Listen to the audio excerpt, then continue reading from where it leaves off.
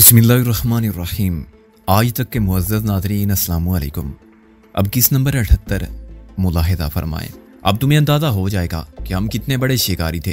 तो मुकाबला जारी रखना चाहते हो तो अपने मोरे शुमार कर लो। हो सकता है इसके बाद शैला की बारी आ जाए, फिर फौजिया की, ड्राबिया की, बोसिन की, और बिलाकर सब कुछ खोकर तुम्हें हक़ विरासत मिल जाए। मैंने ला हौला वला कुव्वता इल्ला बिल्लाह पढ़ के ज़हन से परेशान करने वाले ख्यालात को झटक दिया। क्या ये मेरी ज़हनी शिकस्त खुर्दगी के आसार हैं? डरता हूँ आदमी से कि बरदम गजीद हूँ और अब तो अपने ख्यालों से डरने लगा हूँ। मुझे पहले इस लिफाफे को खोल कर तो देखना चाहिए। लिफाफा बंद नहीं था। मैंने उसके अंदर से वो कागज़ निकाला जो किसी किताब या रसाले में से फाड़ा गया था, बल्कि नोच लिया गया था। मतबूआ इबारत को कहीं से कहीं अंडरलाइन कर दिया गया था। ये जुर्म सज़ा की कोई कहानी थी और ख़त कशीदा जुमलों को बिलाकर पढ़ने से पैगाम बिल्कुल वाज़ेह हो जाता था। ख़त कशीदा अल्फाज और जुमलों से ये इबारत बनती थी, हम किसी को कत्ल नहीं करना चाहते। तुम्हारी बीवी को हम एक ख़ास मकसद की खातिर ले जा रहे हैं। अगर तुम्हें इसकी ज़िंदगी अजीज़ है तो हमारी बात मान लो। पुलिस को इतला दी तो हम तुम्हारी बीवी की लाश पुलिस हेडक्वार्टर के दरवाजे पर डाल जाएंगे। बाहर निकल के दाईं तरफ चलना शुरू कर दो। तकरीबन 1 फरलांग के फासले पर तुम्हें स्लेटी रंग की एक कार खड़ी हुई नजर आएगी। कार में कोई भी नहीं होगा। मज़ीद हिदायत तुम्हें कार के डैशबोर्ड पर रखे हुए लिफाफे में मिलेंगी। हम 1 घंटे तक तुम्हारा इंतजार करेंगे। उसके बाद तुम्हारी बीवी। आखिरी जुमला इसलिए नामुकम्मल रह गया कि वो इस सफ़े की इबारत का आखिरी जुमला था।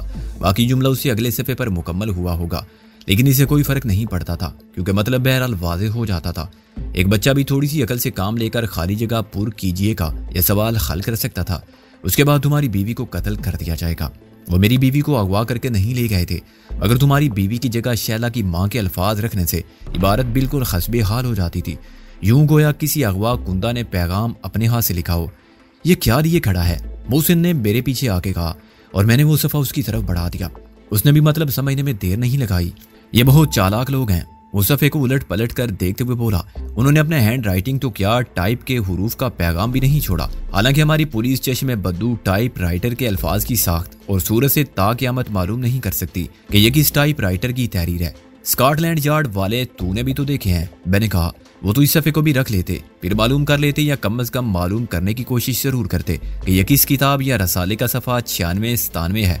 असल किताब उन्हें ना मिलती तब भी वो दूसरे नुस्खे से कहानी ज़रूर ढूंढ लेते और फिर पूरी कहानी पढ़ के उसके पलाट पर भी गौर करते कि क्या इससे कोई सुराग मिलता है। लेकिन यहाँ तो ये मनवाना भी मुश्किल काम है कि ये सफ़ा वाकई बड़ी बी को अगवा करने वालों ने हमारे लिए छोड़ा है और ये लकीरें बेमकसद नहीं है और किसी बच्चे ने नहीं लगाई हैं।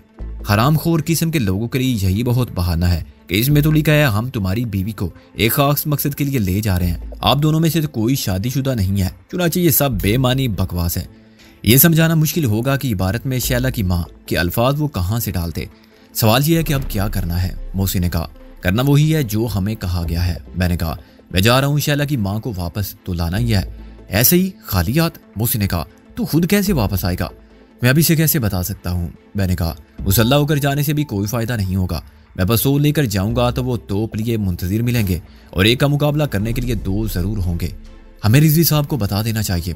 मोहसिन ने कहा इंस्पेक्टर शेख को भी ये शिकायत थी कि हम कानून को अपने हाथ में लेकर नुकसान उठाते हैं।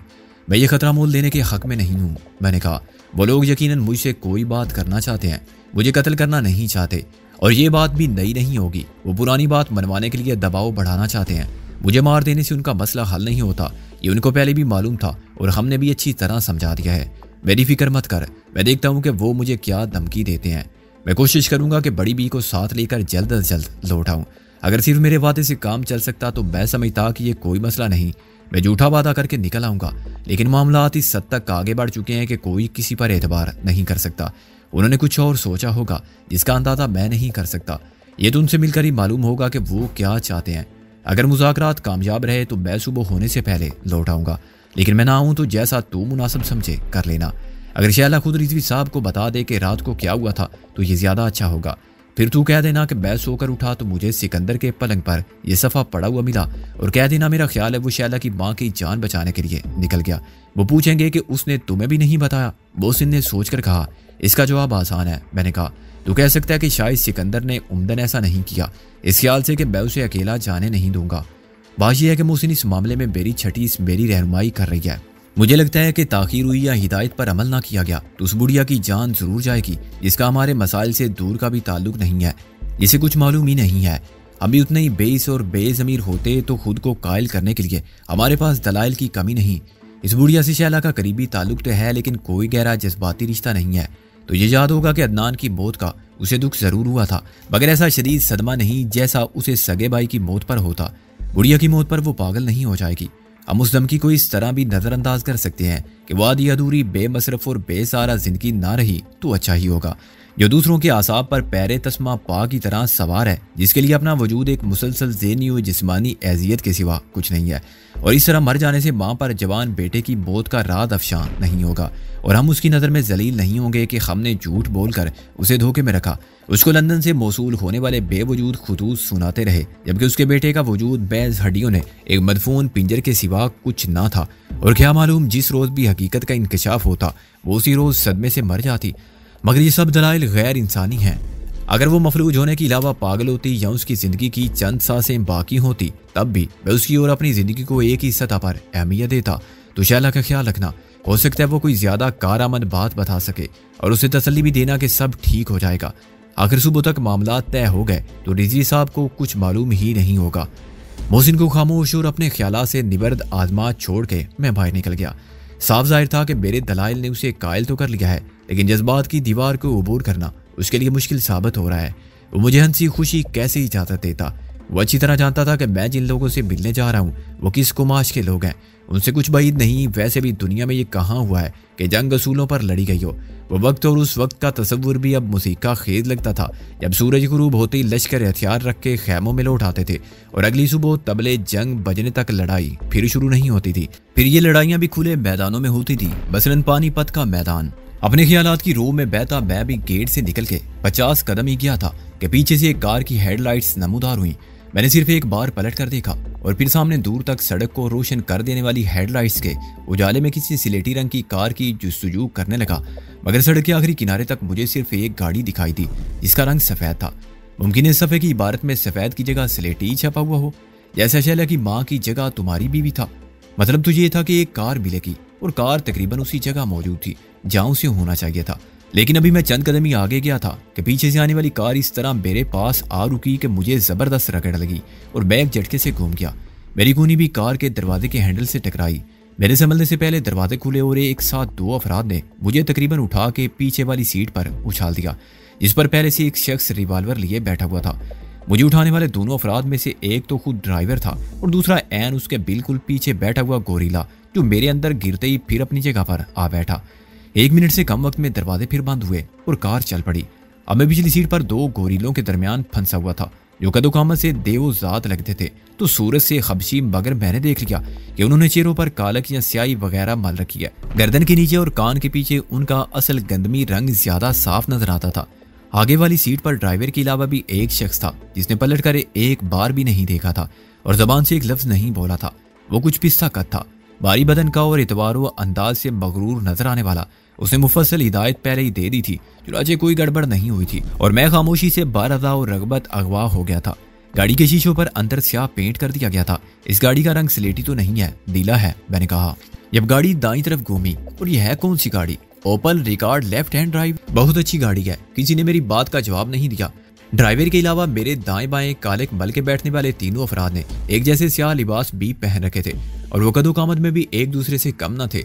लेकिन एक बात मैंने फौरन नोट कर ली, ड्राइवर के काले कानों में सुनहरी मुंदरियां दमक रही थी। उसके विंड स्क्रीन पर यह लकीर कैसी है? मैंने कहा। गालिबन शीशे में बाल पड़ गया है, मार दिया होगा किसी ने 2 औंस का पत्थर और डस्ट पड़ गई 2000 की। मेरा ख्याल है मैं दोबारा इस कार को देखूंगा तो पहचान लूंगा। फिर किसी जहन्नुम में इस जगह से गुजरोगे तो सब कुछ पहचान लोगे, बशर्ते के दूसरा जहन्नुम मिला और तुम उसमें आदमी ही हुए, कुत्ते ना हुए। ड्राइवर ने घुर्रा कर कहा। वैन साहब, मेरा इस जिंदगी पर एतकाद है, या अकबत की जिंदगी पर। खुदा का शुक्र है कि उसने मुझे इंसान बनाया, वरना तुम तो दुनिया में भी कुत्ते की तरह रहे, आका के इशारे पर चलने वाले, एक हड्डी के पीछे लपकने वाले, ना घर के ना घाट के, जिसकी दुम को किसी ने 12 साल बाद दलकी से निकाल के देखा था तो टेढ़ा ही पाया। मालूम नहीं 13 साल बाद क्या होता। वैसे तुम भौंकते हो या काटते भी हो, और वो कुत्ते हो जो कुत्ते का बैरी होता है। मेरे दाएं हाथ पर बैठे हुए शख्स ने अपनी कोनी से मेरी पसली पर जबरदस्त वार किया। दर्द की शिद्दत से मेरी आंखों में आंसू आ गए, मगर मैंने नोट कर लिया कि गाड़ी जो गोली की रफ्तार से जा रही थी आहिस्ता हुई और बाईं जानिब मुड़ गई।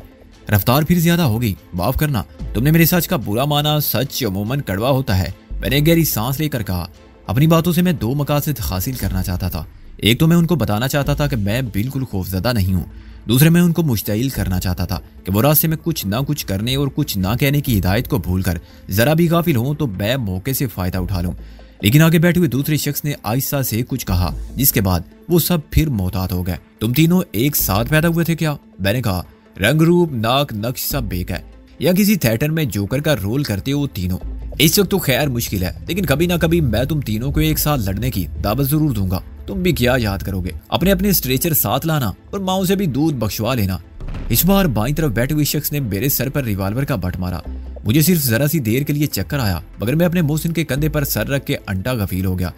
कार रुक गई क्योंकि मैंने एक जबरदस्त करा भी बुलंद की थी। उल्लू के पट्टे आगे बैठे हुए शख्स ने कहा, मैंने क्या समझाया था तुझे? अरे उस्ताद, साला बोलता जा रहा था और अपनी माँ का नाम कैसे लिया इसने? मुझे नाक आउट करने वाले ने कहा। मैं कब तक ये बक बक बर्दाश्त करता? हमको इसने कुत्ता कहा और ये समझा कि हम चूहे हैं। अगर इस रास्ते में ये होश ना आया तो मंजिल पर पहुंचने के बाद तुम्हारी कुव्वत बर्दाश्त का इम्तिहान मैं खुद लूंगा। वो बोला। अरे उस्ताद माफ कर दो, बेवकूफ है, ड्राइवर ने लिजाजे से कहा। पहली बार ऐसे मिशन में शामिल हुआ है। तुमने मुझे यकीन दिलाया था कि सब पुराने आदमी हैं और काबिल एतमाद है। वैसे तो बड़े बड़े काम कर चुका है, मगर इस काम की नोयत जरा और है ना, मुंदरी वाले ने कहा। तुम इसको नहीं जानते? यार एक की आवाज पहचान लेगा। उस्ताद का गुस्सा कुछ कम हुआ। मैंने इसीलिए समझा दिया था कि कोई भी बिल्कुल ना बोले। तुम्हारा काम सिर्फ इसको उठाना था, मगर तुमने मुझे भी बोलने पर मजबूर कर दिया। हम में से कोई भी असल आवाज में बात नहीं कर रहा है उस्ताद, उस शख्स ने कहा जो अब तक खामोश बैठा हुआ था और जिसने मेरी पसलियों में खामोशी से कूनी मारी थी। हर शख्स को अपनी तरह अकल से पैदल मत समझो, उस्ताद ने बरहमी से कहा। ताड़ने वाले 7 पर्दों में ताड़ लेते हैं और ये कोई मामूली आदमी नहीं है। अकल के एतबार से तुम जैसे 10 को ये कोड़ियों में बेच आए। चलो अब गाड़ी चलाओ। दुश्मन के मुंह से अपनी तारीफ सुनकर मुझे थोड़ी सी खुशी हुई, मगर वक्त एहसास मुसरत पर दूसरे ख्यालात गालिब थे। मैं वाकई कोशिश कर रहा था कि असल आवाज को पहचान सकूं। मुंदरी वाले के बारे में मुझे कोई शक नहीं था। हैरत मुझे उसकी अकल पर थी। मैंने उसे बहुत से अरसे बाद देखा, मगर मुंदरियों के बायस उसे फौरन शिनाख्त कर लिया था। आखिर वो इन मुंदरियों को उतारता क्यों नहीं जो हर जगह उसके ट्रेड बार की तरह नजर आ जाती हैं। उसने रोबोश रहना कबूल किया और इतने अरसे बाद सामने आया भी तो अपनी जाहिरी सूरत को बदल के, लेकिन मुंदरियां उसने फिर भी नहीं उतारी। इसी हिमाकत के 2 ही असबाब हो सकते थे। एक ये कि वो मुंदरियां इसे बहुत अजीज थी और कोई जज्बाती वजह ऐसी थी कि उनसे जुदा होना उसके लिए मुमकिन ना था। दूसरा ये कि कान काटे बगैर मुंदरियां उतारी ही नहीं जा सकती थी, मगर पहली वजह ज्यादा काबिल कबूल थी। शायद मुंदरियां उसकी माँ ने कोई मन्नत मान के पहनाई हो और मरते वक्त उसे बता दिया हो कि इन्हें कभी ना उतारे, वरना फलां दरवेश बाबा के इल्मे गैब के मुताबिक वो किसी मुश्किल में सख्त गिरफ्तार हो जाएगा या उसकी जिंदगी खतरे में पड़ जाएगी। उस्ताद की आवाज पर मुझे दिलावर की आवाज का शुबा होता था। वो बड़ा अच्छा अदाकार और सदाकार था। उसने अपने कमाले फन के कई नमूने पेश किए थे। मुझसे पहली मुलाकात में उसका लबो लहजा बिल्कुल मुख्तलिफ था। साया बनकर मुझसे बात करते वक्त उसका अंदाज़े गुफ्तगू कुछ और था।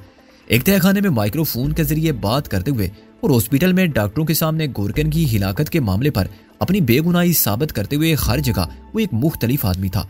बेशक उसकी असल आवाज भी मैंने सुनी थी, लेकिन इस वक्त मैं 100% यकीन के साथ नहीं कह सकता था कि वो दिलावर ही है। सिर्फ उसके कदो कामत से यह अंदाजा मुमकिन था, वरना अभी तक उसने मुझे अपना चेहरा ही नहीं दिखाया था। मैं बेहोश बना एक आंख की दर्ज को थोड़ा सा खोले हुए पड़ा था और अगर वो एक बार भी पलट कर देखता तो अंधेरे के बावजूद मैं उसे पहचान लेता, मगर उसने पीछे वालों को भी पीछे देखे बगैर झाड़ पिलाई थी। एक वजह आगे की दोनों सीटों पर लगे हुए हेडरेस्ट से, जिनकी वजह से सीटों की बैग दोनों आगे पीछे वालों के सर से भी ऊंची हो गई थी। दूसरे मोड़ के बाद मैं समझ गया कि गाड़ी अब अरमाल छावनी की तरफ जा रही है और मेरा ख्याल था कि इस समत में हमारी मंजिल डिसिल्वा का घर ही होगा, लेकिन गाड़ी ने एक और मोड़ काटा। अगरचे मैं बाहर कुछ नहीं देख सकता था, लेकिन मैंने अंदाजे को बुनियाद बना के फर्ज किया कि हम सदर बाजार जाने वाली सड़क पर से गुजर रहे हैं। 10 मिनट बाद कार बाईं जानिब दौड़ने लगी तो मैंने तस्वुर में वो सड़क देखी जो धर्मपुरा के सामने से गुजर के गड़ी शाहू की तरफ जाती है, यानी अलामा इकबाल रोड, पहले जो म्यू रोड कहलाती थी। कार को मुसलसल 2 झटके लगे तो मुझे अपने अंदाजे के दुरुस्त होने का यकीन आया। कार के पहियों ने सदर की रेलवे क्रॉसिंग पार की और झटके दोनों लाइनों पर गाड़ी के उछलने से आए। रेलवे लाइन के आसपास की टूटी फूटी सड़क में लाइनों के साथ साथ नालियां सी बनी हुई थी और रेलवे लाइन सड़क की सतह के बराबर नहीं रही थी। हम एक बहुत लंबा चक्कर काट के तकरीबन उसी जगह पहुंच रहे थे जहां से रवाना हुए थे। मजीद 5 मिनट के बाद मैंने नहर के पुल के नीचे पानी की रवानी का शोर सुना तो मुझे कोई शुबा नहीं रहा। अगर वो चाहते तो रवाना होते ही दाईं तरफ मुड़ने की बजाय बाईं तरफ मुड़ जाते और जहां वो आधे घंटे में पहुंचे थे वहां 3 मिनट में पहुंच जाते। लेकिन वो डरते थे कि इस तरह मैं समत और फासले का अंदाजा कर लूंगा। इतने लंबे रास्ते से घूमकर आने और इतने मोड़ काटने का मकसद मुझे कंफ्यूज करने के सिवा कुछ न था, लेकिन उन्हें अभी तक अपने मकसद में कामयाबी नहीं हुई थी। नहर का पुल अबूर करते ही कार सीधे हाथ पर घूम गई और नहर के साथ साथ खाली सड़क पर दौड़ती रही। अब अगरचे नहर के पानी के खामोशी से बहने की कोई आवाज नहीं आ रही थी, लेकिन मैं नहर के पानी की किनारे की मिट्टी के सब्जे की और नमालूद हवा की खुशबू सूंघ रहा था, जो कार के अगले शीशों के खुल जाने से अंदर पहुंच रही थी। मुझे बेहोश देखकर उन्होंने आगे वाली खिड़कियों के शीशे उतार दिए थे ताकि घुटन कुछ कम हो। एक पुल और आया और उसके बाद गाड़ी ने दाईं तरफ का रुख कर लिया, जो मेरे ख्याल के मुताबिक बागबान पूरे वाली सड़क थी, और हम अब शालीमार बाग की तरफ जा रहे थे। बिलाखिर कार रुक गई और मेरे दोनों जानिब मुतय्यन मुहाफिजों ने मुझे बाहर निकाल के अंदर पहुंचाने का काम शुरू किया। क्योंकि उनके यकीन के मुताबिक मैं अभी तक होश में नहीं आया था, इसलिए मेरे सर पर रिवाल्वर का दस्ता मारने की गलती करने वाला यकीनन फिक्रमंद होगा कि न जाने अब उसे कुव्वत बर्दाश्त का क्या इम्तिहान देना पड़े। अगर शैला की माँ का ख्याल ना होता तो मैं इस मौके से पूरा फायदा उठा सकता था। मुंदी वाले ड्राइवर ने उतरते ही रिवाल्वर निकाल दिया ताकि मेरी मुंतकिली के ऑपरेशन में कोई गड़बड़ ना हो। उसके साथ बैठा हुआ सबका उस्ताद उतरते ही अंदर चला गया। चुनाचे मैं चाहता तो उस शख्स का टेंटुआ दबा देता जो मुझे लाश की तरह उठा के ले जा रहा था। दूसरे की एक लात रसीद करता तो उसकी गर्दन की हड्डी टूट जाती। वो मेरी लात की रसाई में भी था और इससे पहले कि मुंदी वाला संभलता बैस सवारी के लिए इस्तेमाल होने वाले हैवाने नातिक को उसके ऊपर फेंक देता। गोली लगती भी तो उसी को जिस पर मैं सवार था। शायद रिवाल्वर भी मेरे हाथ लग जाता, मगर उसके बाद क्या होता ये मैं यकीन के साथ नहीं कह सकता था।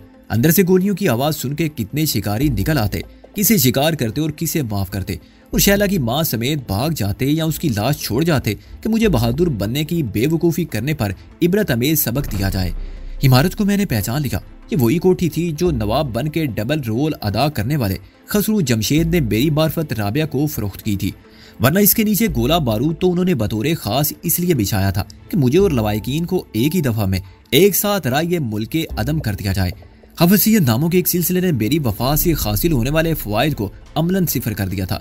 चुनाचे वो मुझे जिंदा रखने पर मजबूर थे और ज्यादा से ज्यादा यही कर सकते थे कि मुझ पर दबाव डाल के मुझे अपने मुतालबात के सामने सुपर डालने पर मजबूर कर दें। किसी महज पर जंग तूल पकड़ जाए और ताकत से फैसला ना होता हो तो हिकमत अमली बदल के मुख्तलिफ अरबे आजमाने का सोचा जा सकता है। शैला की माँ का अगवा इस जंग में एक नए बोर्ड के मुतरादिफ था। मुझे दुश्मन के कैंप में जाकर यह फैसला करना था कि अब मुझे जंग बंदी कबूल है या नहीं। मुझे अंदाजा था कि वो मुझे किस किस्म के नताइज की धमकियां दे सकते हैं, लेकिन मेरे देन में कोई उलझन ना थी। मुझे खाली कमरे के फर्श पर लिटा दिया गया।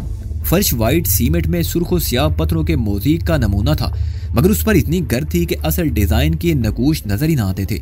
चारों दीवारों पर डबल वॉल लाइट्स जल रही थी। मखसूस डिजाइन के सफेद दूधिया बल्ब देखकर यूं महसूस होता था जैसे शमा दानों में बड़ी बड़ी मोमबत्तियां रोशन हो। इसी किस्म का एक फानूस ऐन वस में रोशन था जिसमें ऐसी 16 लाइट्स थी। चुनाचे कमरा हर तरफ से रोशन था, लेकिन साया कहीं ना था। लाइट्स के अलावा कमरे में कोई चीज ना थी। उसकी सपाट दीवारों में से 2 का रंग नीला था और 2 का नारंगी माइल सर्द। मैंने फर्श पर इसरात फरमाने से पहले ही देख लिया था कि कमरे में मेरा इंटरव्यू या मेरी जान लेने वाले कितने अफराद हैं। जो शख्स कार में उस्ताद बना हुआ था चौधरी दिलावर ही था। डिसलवा उसके साथ खड़ा था। फिर वो डबल रोल करने वाले दोनों बदमाश थे, यानी नवाब खसरू जमशेद और उसका शोफर। इस वक्त भी वो एक जैसे लिबास और हुलिये में थे। चुनाचे मैं पूरे यकीन के साथ महमूद अयाद में तफरीक नहीं कर सकता था। 5वें शख्स को मैंने कभी नहीं देखा। वो 30-32 साल का जवान आदमी था जिसकी हल्की हल्की मूंछें थी। वो कमीज पतलून पहने हुए था और सूरत से मुअद्दब, तालीम याफ्ता और मुअज़्ज़ज़ नजर आता था। उन सब के सामने 3 आदमी मुंह पर स्याही भले बिल्कुल भूत नजर आते थे। क्या हुआ इसे? 5वें शख्स ने मुझ पर निगाह डाल के कहा। साथ वाले कमरे में से गटर गूं की आवाज आई। इस पागल के बच्चे ने यह साबित किया था कि यह चूहा नहीं है। दिलावर ने हकारत से उस सूरमा पर नजर डाली जो अब दूसरी जानिब 2 या अफराद की सफ में सुरंगों खड़ा था। हालांकि एक बार नहीं 10 बार समझा दिया था कि इसे होश में रहना है। मुझसे गलती होगी सराज साहब, पागल के बच्चे ने गिघिया कर कहा। इस बार माफी दे दे। यह भी देखो कि बेहोशी असली है या नकली। सराज ने माफी के ख्वासगार की तरफ देखे बगैर कहा। बज़ाहिर से माफ कर दिया गया था, मगर इसकी बात ने यकलख्त मेरे ज़हन में एक बंद दरीचे को खोल दिया था, एक मुअम्मा हल कर दिया था और एक पुरानी याद से वाबस्ता नाम को हकीकी वजूद अता कर दिया था। वह पूरा मंजर मेरे तस्वुर में जिंदा हो गया जब राबिया की माँ की तदफीन के बाद हम वापस लौट कर आए थे तो एक जंगी कैदी जिसे हम बड़ी मुश्किल से निकाल कर लाने में कामयाब हुए थे और इस कामयाबी की बहुत बड़ी कीमत अदा की थी, करीबुल मरग था। हम उसे एक नहर के किनारे मरता देखते रहे और जब मैं हाथों के प्याले में नहर का पानी भर के लाया तो वो मर चुका था। लेकिन मरने से पहले उसने 3 बेरब्द अल्फाज कहे थे एक लफ्ज का मतलब राजगढ़ हो सकता था, दूसरा लफ्ज करामत था जिसके बानी अभी तक वादे ना थे, मगर तीसरा लफ्ज सराज था। अब शुबे की कोई गुंजाइश ना रही थी कि उसने शराब भी नहीं कहा था और सरूज भी नहीं। उसने हमें सराज दाम के इस शख्स के बारे में कुछ बताने की कोशिश की थी, मगर फरिश्ता अजल ने उसकी रूह पहले कब्ज कर ली। मेरी नाक में जबरदस्त खारिश हुई, यूं जैसे चींटियों की फौज मेरी नाक को अपना बिल समझकर अंदर घुसाई हो। फिर मुझे एक जबरदस्त छींक आई और मुझे उठकर बैठना पड़ा। सराज अपनी चालाकी से ये मालूम करने में कामयाब रहा था कि मेरी बेहोशी महज अदाकारी है। किसी ने मेरी नाक को बतौर एशट्रे इस्तेमाल किया था और जलती सिगरेट से गर्म राख झाड़ के फूंक मारी थी। अस्सलामु अलैकुम हजरात, मैंने आलती पालती बार के बैठते हुए कहा, आप सबको एक जगह देखकर खुशी तो नहीं हुई? ये साबित हो गया कि अकेला सिर्फ मैं हूँ। बेशक मेरा खुदा मेरे साथ है, मगर आप लोगों के साथ सारी खुदाई है। वंडरफुल, सराज नाम का शख्स बोला जो अब पीछे हाथ बांधे और पैरों को थोड़ा सा फैलाए खड़ा था। मैंने सुना था कि तुम और तुम्हारा वो साथी दोनों जोकर हो। तुम्हें मालूम है हमने तुम्हें क्यों बुलाया है? नहीं, और मैं मालूम करना भी नहीं चाहता, लेकिन तुम लोग बताए बगैर जाने नहीं दोगे। मैंने कहा, इसे राउंड टेबल कॉन्फ्रेंस तो नहीं कहा जा सकता क्योंकि टेबल सिरे से नहीं है। आप लोग तशरीफ रखें, ऐसे कब तक खड़े रहेंगे? तुम इस बुढ़िया को जिंदा वापस ले जाना चाहोगे या इसकी लाश? सराज ने बताने से कहा। उसके रख रखाव और उसके सामने दूसरों की खामोशी को देखते हुए अंदाजा किया जा सकता था कि इस शिकारी टोले की कमान वही करता है। अब तक वो पसे मंदिर में था, मगर अब दूसरों की मुसलसल नाकामियों के बाद उसने खुद सामने आकर मुझसे बात करने का फैसला कर लिया था।